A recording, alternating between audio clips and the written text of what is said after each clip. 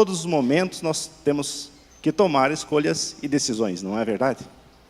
Se você saiu da tua casa e você decidiu vir nessa noite aqui, foi porque você tomou uma decisão de ir ao culto, de ouvir a palavra do Senhor, de ver o que o Senhor tem de novidade para o teu coração. E assim, todos os dias nós vivemos, a cada momento nós temos que tomar decisões.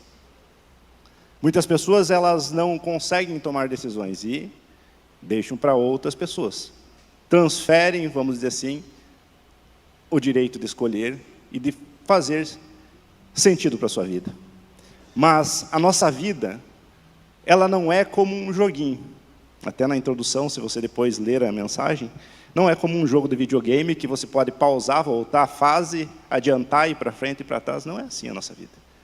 Nossas decisões, elas podem ter um efeito, talvez que a roupa que tu colocou nessa noite, talvez não vai mudar nada no destino da tua vida. Mas tem decisões que sim, que conforme você tomar essa decisão, pode mudar totalmente o destino da tua vida. E uma frase que eu estava lendo do pastor Tiago Brunet, ele fala assim: Deus planejou o nosso destino, mas nossas decisões podem alterá-lo. Deus tem planejado para todos nós um destino. Todos nós, o Senhor planejou algo ainda lá na criação, para que nós pudéssemos encontrar um Salvador, que nós pudéssemos ter uma vida digna e reta diante do Senhor. Mas muitos de nós nos afastamos disso. E vivemos muitas vezes, e eu quero fazer a leitura com todos, se você trouxe sua Bíblia, em Gênesis capítulo 13, versículo do 11 ao 12.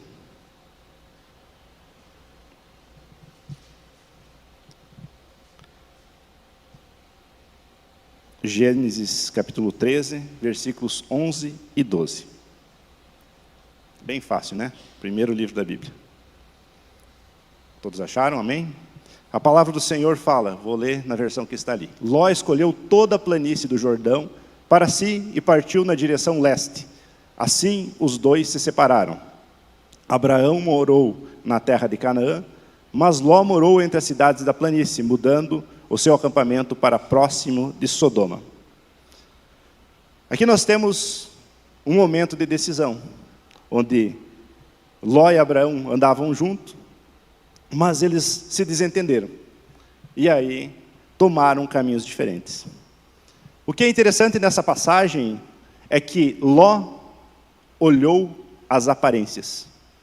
Ló contemplou o quê? Uma planície verdejante, bonita, um lugar onde seria a melhor opção para qualquer um que tomaria essa decisão. Só que no final tinha uma Sodoma e Gomorra, onde morava o pecado. E ele não se atentou para esse pequeno detalhe que fez toda a diferença na vida dele e no destino dele. O que eu quero dizer com isso? Muitas vezes nós tomamos decisões que no primeiro momento as aparências dizem que é a melhor opção. Eu estou indo para, ou vou fazer esse negócio ou aquilo, porque é o melhor. Eu estou olhando apenas as aparências externas, porque o caminho é muito mais fácil.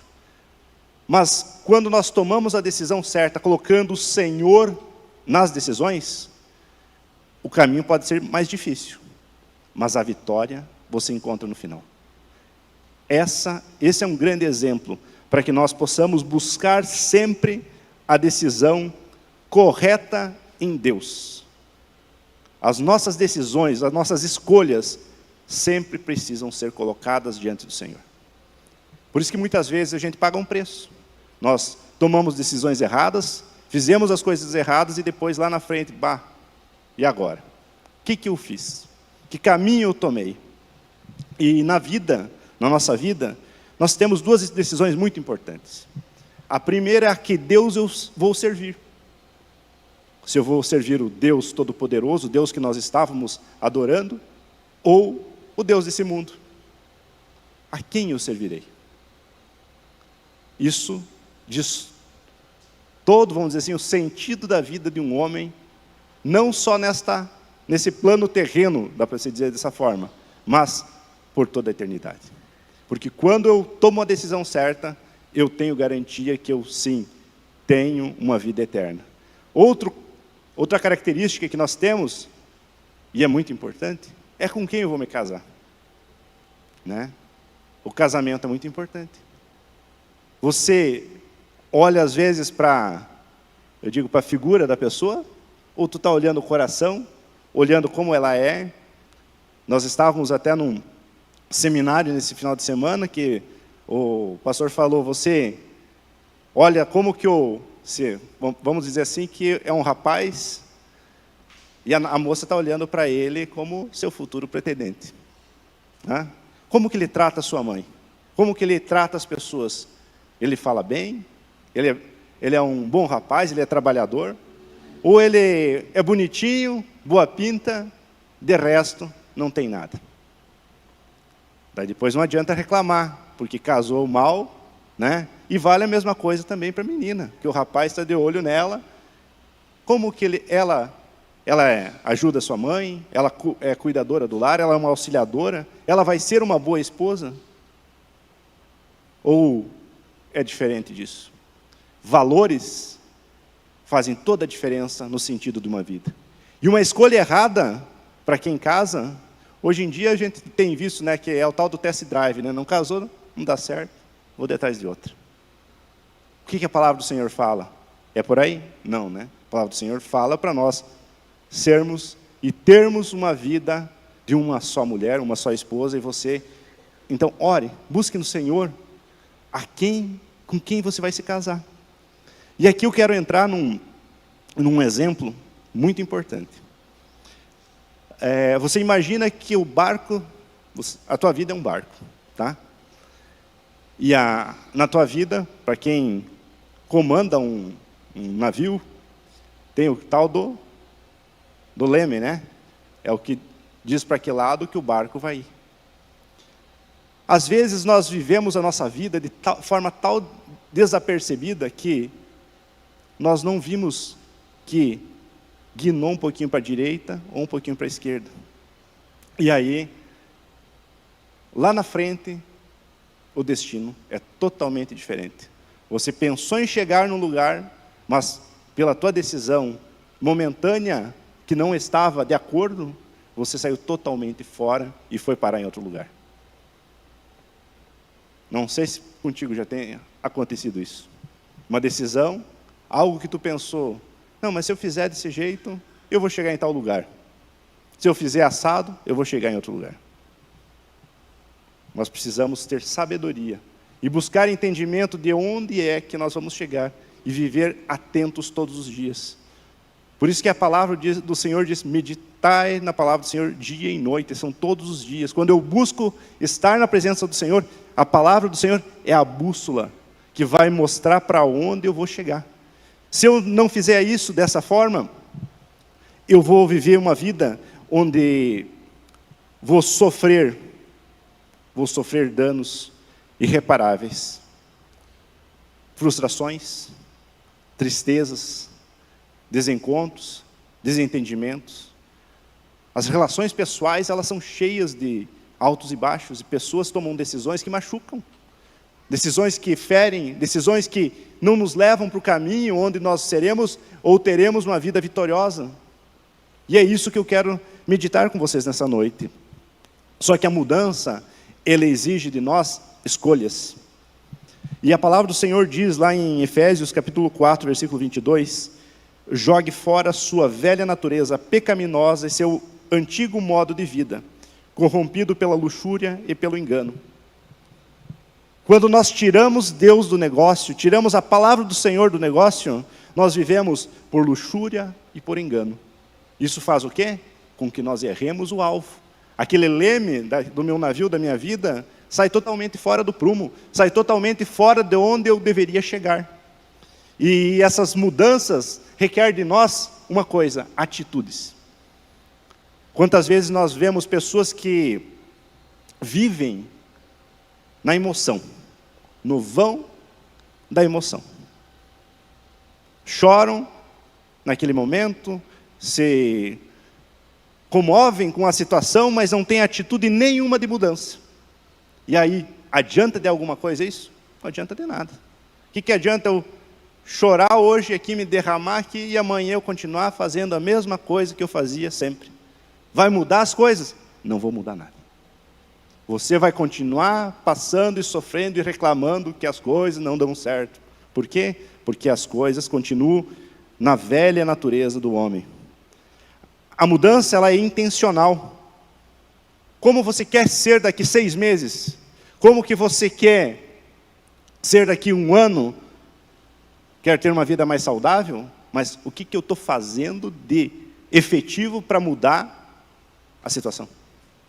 Eu quero sair das dívidas, mas você continua gastando demais. Não tem um orçamento. Vai mudar alguma coisa? Vive pela emoção, passou na frente da loja, promoção.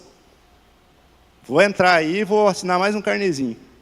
E aí vai acumulando os carnês, e quando vê, mudou alguma coisa? Não mudou. Nós precisamos ter atitude, para nós vivermos mais felizes, para que a gente possa ter uma vida tranquila. Nós precisamos ter atitude, precisamos mudança, mas para isso eu preciso ter uma decisão, decidir mudar, decidir ser diferente, porque senão vai passar 10 anos, você vai continuar da mesma forma que você continua. De campanha em campanha, buscando no Senhor, mas Senhor, faz alguma coisa, e o Senhor está mostrando de todas as formas o que tu tem que fazer e você não faz nada. Por quê? Porque o Senhor faz a parte dele, mas qual que é a minha parte? No curso do CRAU nós temos 2 lições, a parte de Deus e a minha parte. Deus tem a parte dele, mas se eu não fizer a minha parte, não vai mudar nada, vai continuar do mesmo jeito. Então, decida mudar. Muitas vezes nós pensamos e esperamos no Senhor, e se nós não tomarmos atitude, não vai ter mudança. Aqui eu anotei, se você vai crescer, terá que mudar. E mudar significa abrir mão de algumas coisas. E aqui eu vou conjecturar uma outra situação. Imagina que você é um trapezista, e você está pendurado no trapézio, aquele negócio que se balança, né? Está pendurado, e você tem que mudar para você chegar até no final. Você tem que ir migrando de um trapézio em outro trapézio. Tu está bem seguro, tá grande o buraco. Se você ficar segurando só naquele balanço, vai mudar alguma coisa? Não, né? Se você tentar pegar os dois, quero continuar na velha natureza e quero continuar e já pegar o próximo caminho, vai mudar? Não, o risco ainda é de cair e se espatifar. Então você tem que ter coragem de ir à frente, e mudanças, escolhas, requerem mudança de atitude. Senão você vai continuar sempre, vamos dizer assim, patinando na tua vida. A tua vida não vai para frente. E a Bíblia diz que nós precisamos, então, deixar esses velhos hábitos. Em Filipenses 2, versículo 13, diz assim: para jogá-los fora e confiar em Deus, está trabalhando em você, querer e agir a fim de cumprir o seu bom propósito. Nós precisamos buscar a vontade de quem? É a minha? Não, a vontade de Deus. Toda decisão na minha vida tem que ser calcada nisso. Eu não tenho muito tempo, mas eu quero dar um breve testemunho. Todos sabem, conhecem, ou muitos que estão na igreja aqui, sabem da história nossa com o Rafá. O Rafá foi diagnosticado com meio coração, vou resumir, SHCE. É uma síndrome que não tem como crescer o lado esquerdo. Quando nós recebemos o diagnóstico do médico, o médico disse: não tem como cuidar ou tratar do teu filho aqui em Chapecó ou na região.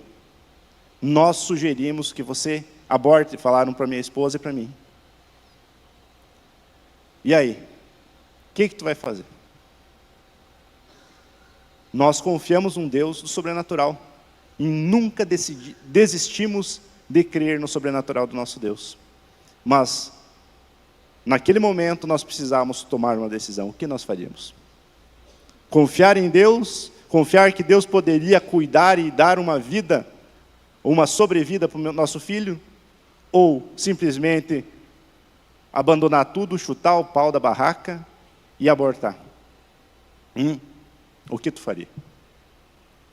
Para muitos, o caminho mais fácil é o que aborta, está tudo resolvido e tenta engravidar de novo para vir outro filho. Não é verdade?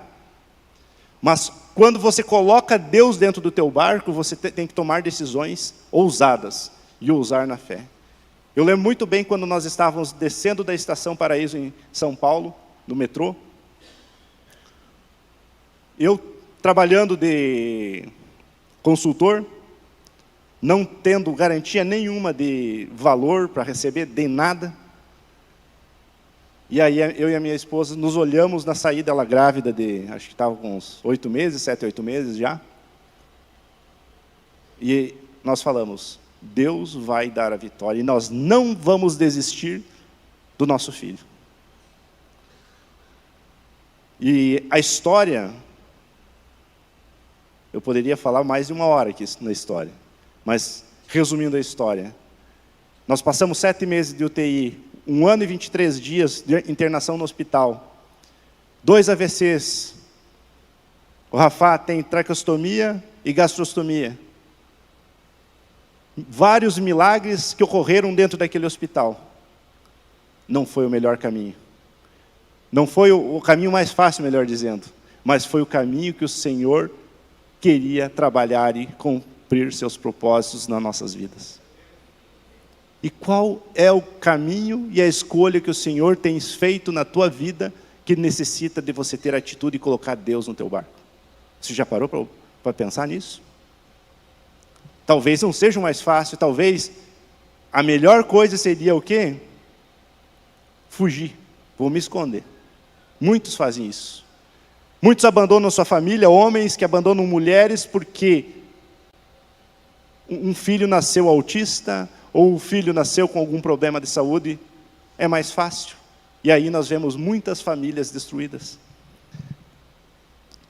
E eu tenho aqui antes de finalizar, o exemplo de um homem que abandonou a casa do pão, Elimeleque.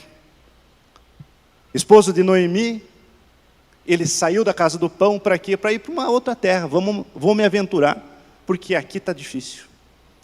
E nesse se aventurar, morreu ele, morreu os 2 filhos, sobrou só Noemi e Ruth. A órfã também decidiu ficar com a família dela. E elas retornaram para a casa do pão.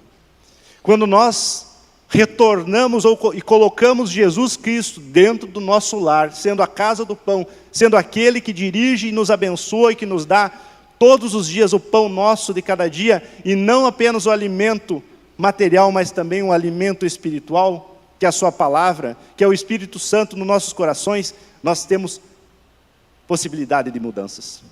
E um destino totalmente diferente do que aquele destino que quando eu não coloco Deus dentro do meu barco, as escolhas são terríveis. Nós precisamos mudar, nós precisamos ir adiante. E às vezes nós temos medo de dar um passo, medo de tomar decisão por Cristo, porque a minha família, o que vão falar das tradições? O que vão falar do que eu estou fazendo? Estão fazendo lavagem cerebral naquela igreja. Quantas vezes a gente escuta isso em relatos?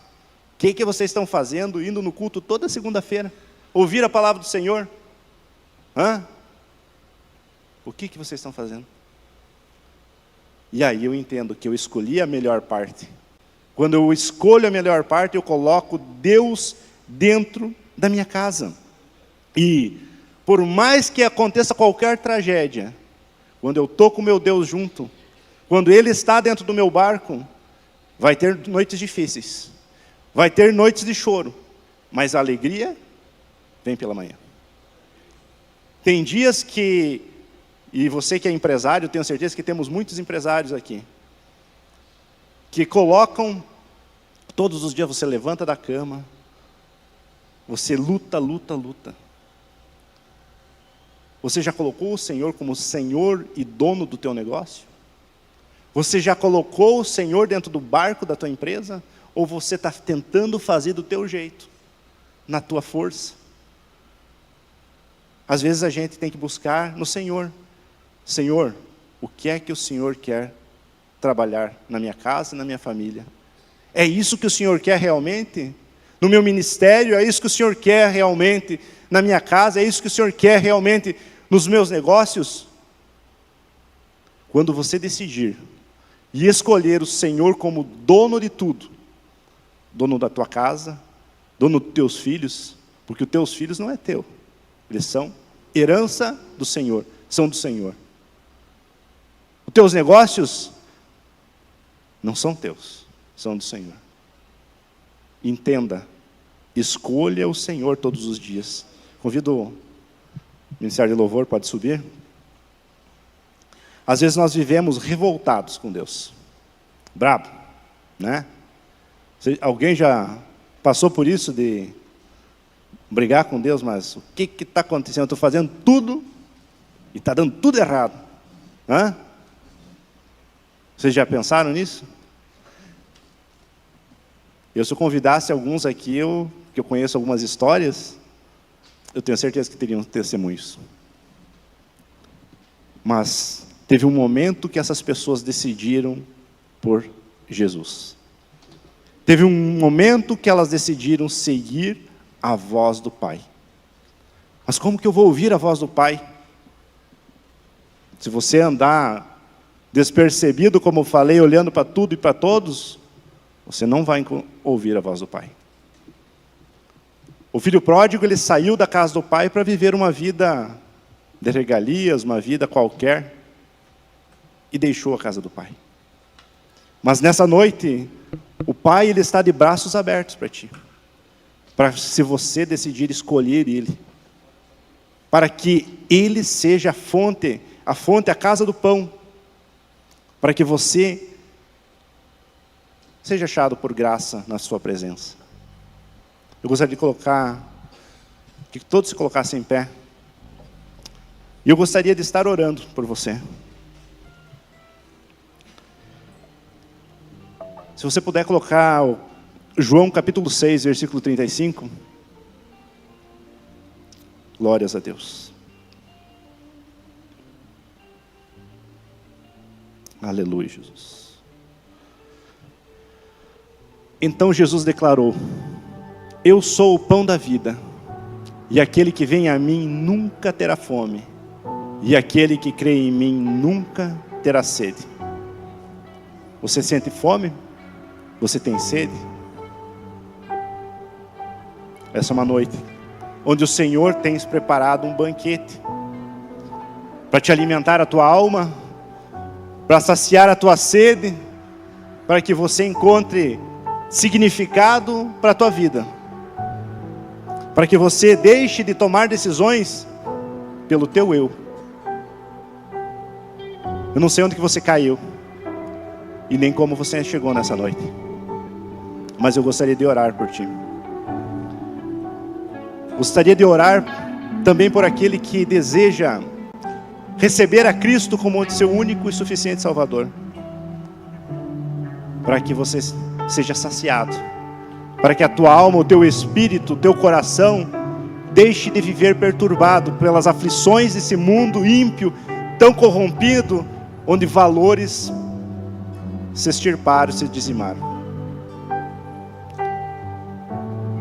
Vamos orar todos juntos? Coloque a mão sobre o teu coração. Pai, até aqui, Senhor, eu escolhi, Senhor, tantos caminhos onde o Senhor não estava. Caminhos onde eu ouvia pessoas que falavam por mim, meus pais, irmãos, amigos, tantos que decidiram por mim, e muitas vezes eu sucumbi, não querendo e não entendendo quem era Jesus. Mas nessa noite, Senhor, eu conheci a Ti. Nessa noite, eu me coloquei na Tua presença, Senhor. E agora eu quero que todos repitam comigo. Pai,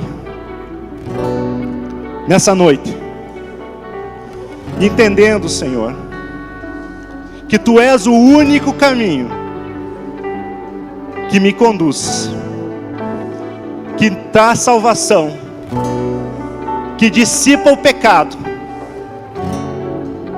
Senhor, eu reconheço que Jesus Cristo morreu por mim, pagou os pecados lá na cruz do Calvário. E nessa noite, eu libero o perdão por todos aqueles que escolheram um dia e tomaram decisões quando eu deveria ter decidido. E nessa noite, eu declaro e decido por Jesus Cristo como meu único e suficiente Salvador. Em nome de Jesus. Amém? Quem decidiu nessa noite por Jesus? Levante a mão. Glórias a Deus. Quem fez a oração pela primeira vez, aceitando a Jesus Cristo como único e suficiente Salvador? Eu gostaria que fizesse o sinal que nós estaremos entregando um livro. Sou filho e agora? Alguém fez a oração? Meu lado direito? Lado esquerdo? Amém? Glórias a Deus. Decidam por Jesus. Não deixem de decidir todos os dias. Não deixem de escolher e colocar Deus à frente dos teus negócios, à frente das tuas decisões. Quando Ele está dentro do teu barco, o destino é diferente. O destino é melhor. Pode não ser o mais fácil, mas é o melhor, porque Ele tem o melhor para todos os seus filhos. Assim eu oro e assim eu entrego essa palavra em nome de Jesus.